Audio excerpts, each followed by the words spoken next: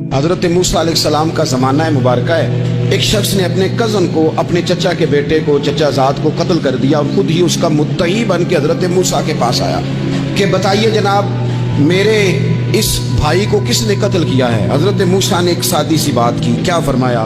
وَإِذْ قَالَ مُوسَىٰ لِقَوْمِهِ إِنَّ اللَّهَ يَأْمُرُكُمْ أَن تَذْبَحُوا بَقَرَةً۔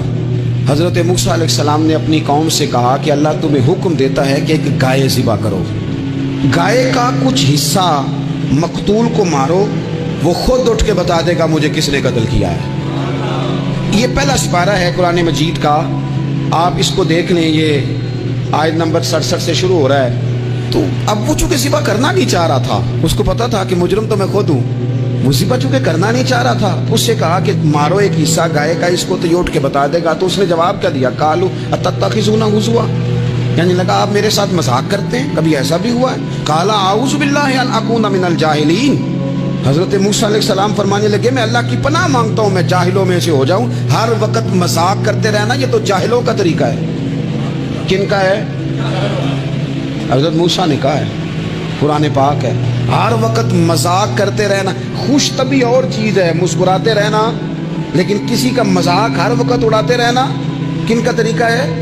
جاہلوں کا۔ جب کہا نہیں ذبح کرنی ہے تو اب ذرا دیکھیے کرنا نہیں نہ چاہ رہے، قالوا ادع لنا ربک یبین لنا ما ہی، کہنے لگے اے موسیٰ پھر آپ نہ رب سے دعا کریں کہ وہ ذرا کھول کے بتائے وہ گائیں کس طرح کی ہو، ارادہ نہیں نہ ذبح کرنے، آپ دعا کریں۔ قال انہ یقول انہا بقرۃ لا فارض ولا بکر، فرمایا کہ رب کہتا ہے وہ گائے نہ بوڑھی ہو نہ زیادہ بچیا ہو، عوان بین ذالک، ان کے درمیان ہو، یعنی جوان گائے ہو۔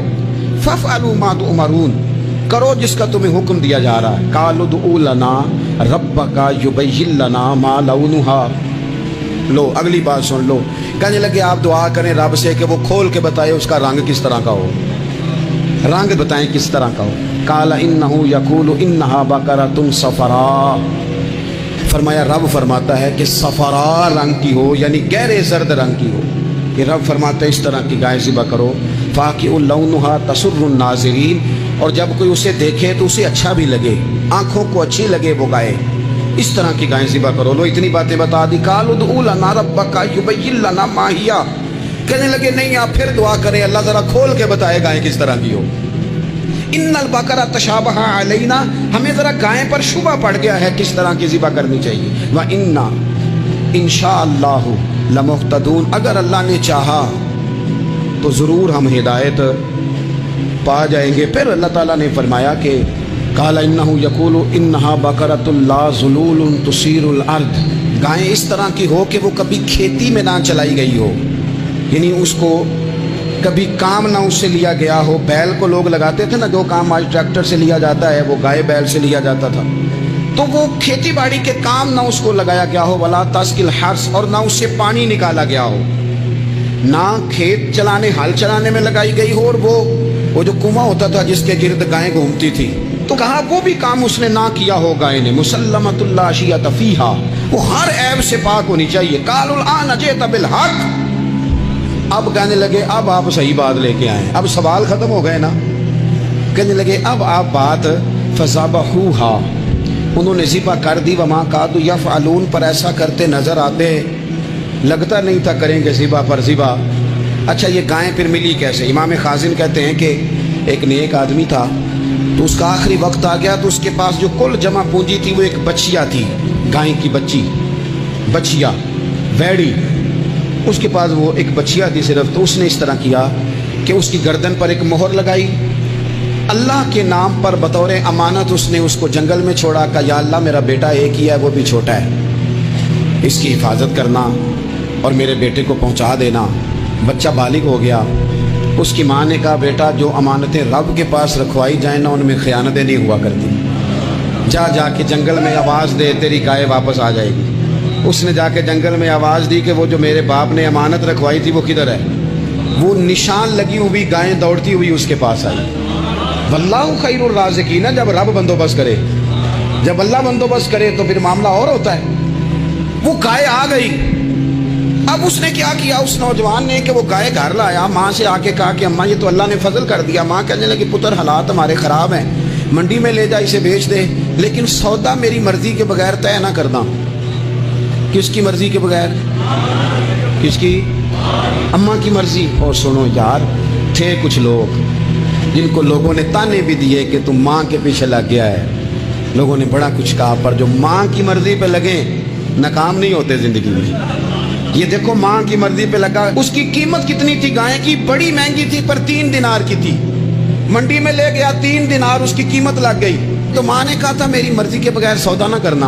अब बच्चे तो नहीं ना मानते, अम्मा को क्या पता बाहर बिजनेस क्या है, लेन देन क्या है, पर माँ ने कहा था मेरी मर्जी। बंदा दे रहा है उसे 3 दिनार, उसने कहा जी मैंने तय तब करना है, डन तब करना है, पहले अम्मा से पूछना है। घर जाके अम्मा से पूछा, अम्मा कहने लगी दे दे। वापस आया तो उसने कहा कि मैं 6 दिनार देता हूँ, पर मेरी शर्त है, माँ से नहीं पूछना।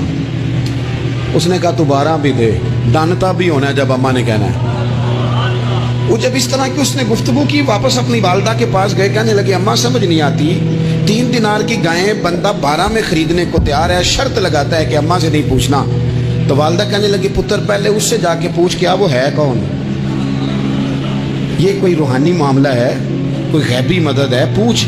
उससे जाके पूछा तो वो कहने लगा मैं तो फरिश्ता हूँ अल्लाह का,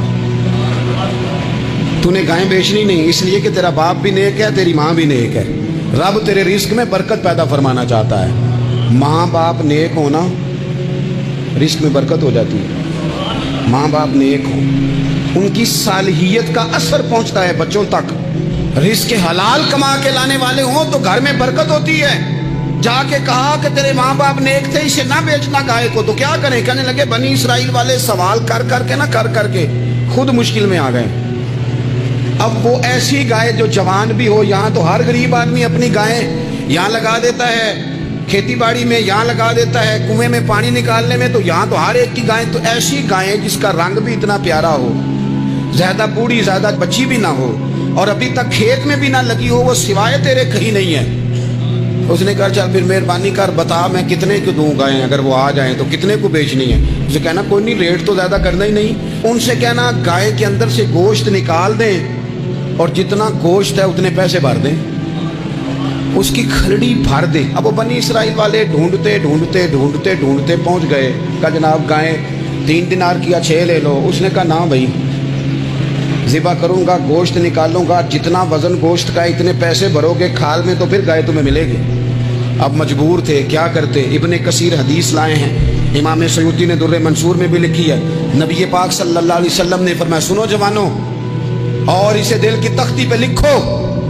नबी पाक अलैहिस्सलाम ने फरमाया अगर बनी इसराइल वाले ज्यादा सवाल ना करते तो इतनी मुश्किल का शिकार ना होते। इन्होंने सवाल इतने किए कि चारा नहीं है अब इनके लिए, चारा नहीं है अब इनके लिए कि ये इधर उधर जा सके, मजबूरी बन गई, यही गाय खरीदनी है, यही ले जानी है। अब इतना सारा माल जमा करके वो गाय खरीदी, ज़िबा की, तो मकतूल को जब उसका एक हिस्सा मारा तो उसने उठ के कह दिया ये जो मुदई बना हुआ है ना, यही तो मेरा कातिल है, यही तो मेरा कातिल है, यही तो है जिसने ये सारा काम किया।